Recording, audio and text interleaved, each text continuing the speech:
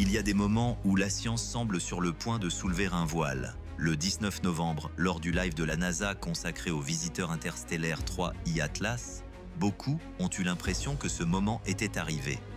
Un objet venu de l'extérieur du système solaire, observé par près de 20 missions, capté à travers des longueurs d'onde multiples, étudié par les meilleurs instruments jamais envoyés dans l'espace.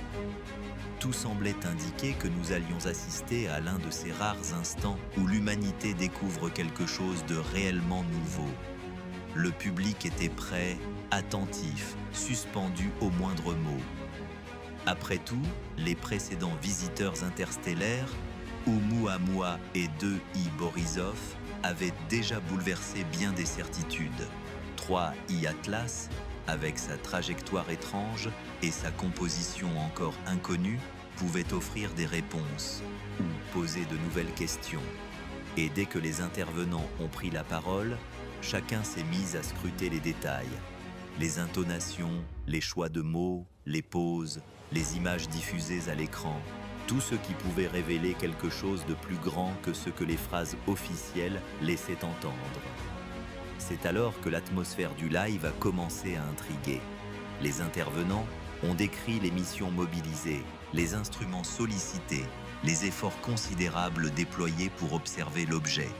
Ils ont multiplié les rappels techniques, évoqué les difficultés d'observation, la nécessité de calibrer, d'aligner, d'ajuster, de retraiter des données complexes. Rien d'inhabituel jusque-là. La science demande du temps, de la rigueur, de la prudence. Pourtant, derrière cette prudence apparente, un sentiment se glissait lentement, presque imperceptiblement, comme si quelque chose se jouait dans l'espace entre les mots.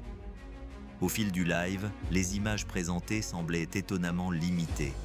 Quelques taches floues, des halos lointains, dispersés dans le noir de l'espace. Les instruments cités, Hubble, James Webb, Lucy, Psyche, Maven, MRO, formaient une liste impressionnante. Mais leur contribution visuelle restait étrangement absente.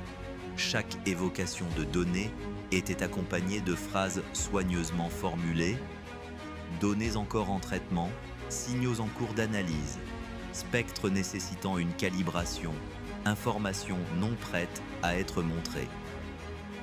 Et puis il y avait ces détails mentionnés furtivement, presque en passant, comme s'ils risquaient d'attirer trop d'attention.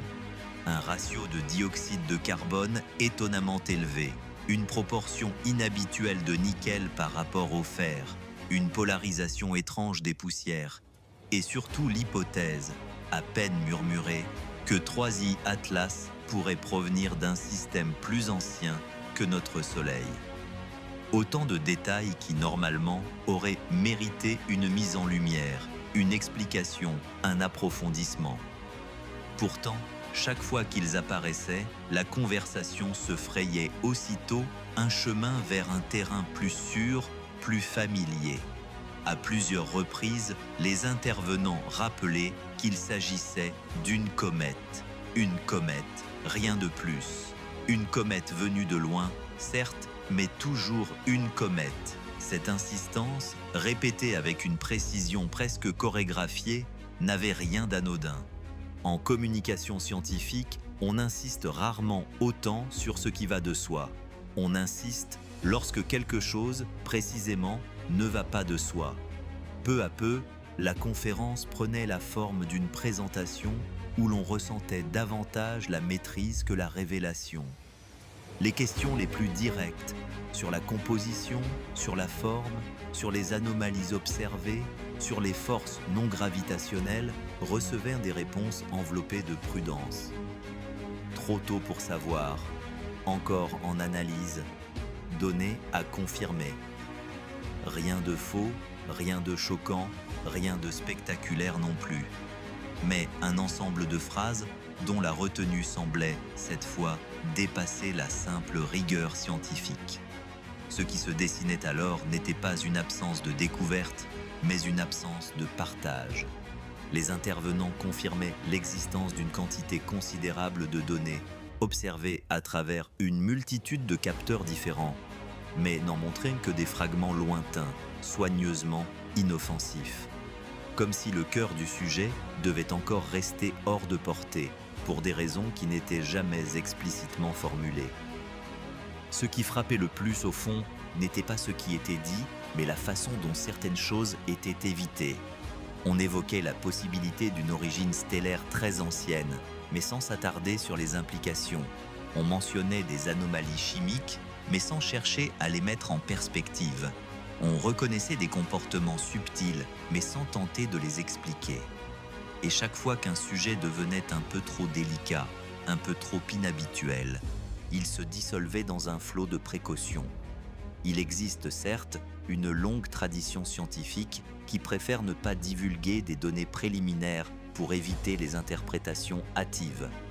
Mais lorsqu'un objet traverse notre système depuis les profondeurs interstellaires, portant avec lui une signature chimique venue d'un autre monde, le silence acquiert une tonalité particulière. Il devient presque un élément du récit lui-même. Quand la conférence s'est achevée, ce qui restait n'était pas un sentiment de déception, mais plutôt celui d'un mystère maintenu volontairement en suspens. Comme si 3i Atlas, par sa seule présence, forçait la prudence, provoquait un certain malaise ou exigeait un temps que la communication officielle n'était pas encore prête à accorder. Les données viendront, disait-il, mais sans calendrier, sans images brutes, sans nouvelles précisions, la promesse demeurait flottante. Alors que 3i Atlas poursuit maintenant sa route en s'éloignant lentement de notre système solaire, il laisse derrière lui une traînée de questions qui ne se dissipe pas. L'objet s'efface dans l'obscurité, mais son passage continue de résonner, comme un écho discret, presque obstiné. Rien ne s'éclaire vraiment, rien ne se referme, et c'est peut-être cela qui rend son histoire si fascinante. Il est reparti sans vraiment nous dire ce qu'il était venu nous apprendre. Car, au-delà des données non divulguées, des anomalies à peine mentionnées, des précautions de langage et des images absentes, il reste cette impression d'un seuil, celui d'un savoir que nous ne maîtrisons pas encore, que la science hésite à interpréter ou qu'elle préfère prendre le temps de comprendre avant de s'exposer au regard du monde. Peut-être qu'on nous protège d'une erreur d'analyse, peut-être qu'on nous protège de nous-mêmes, ou peut-être que certaines découvertes exigent que l'on se retourne plusieurs fois avant d'oser les regarder en face. Ce silence répété, presque chorégraphié, n'est pas un vide. Il a une texture, une intention. Il murmure qu'il existe quelque chose encore hors de portée, quelque chose qui demande un temps que notre impatience n'accorde jamais.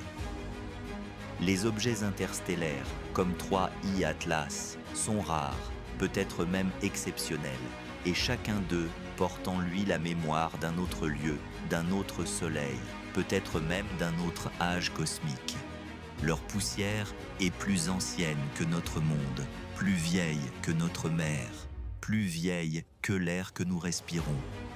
Ils sont des voyageurs qui ont traversé des abîmes que nous ne saurons jamais mesurer.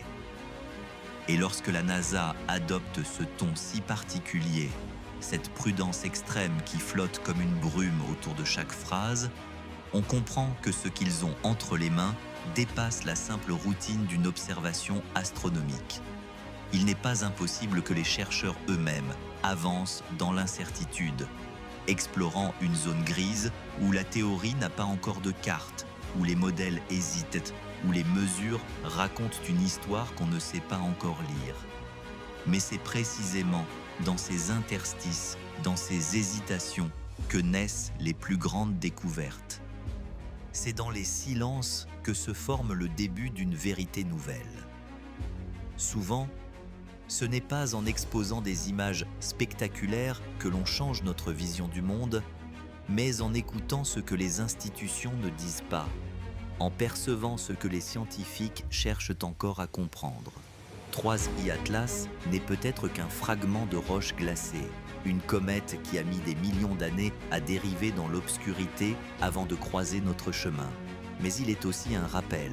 L'univers n'a pas encore livré ses réponses. Il nous envoie parfois des messagers et nous ne savons pas toujours quoi en faire. Peut-être que cet objet est parfaitement ordinaire. Peut-être qu'il ne l'est pas.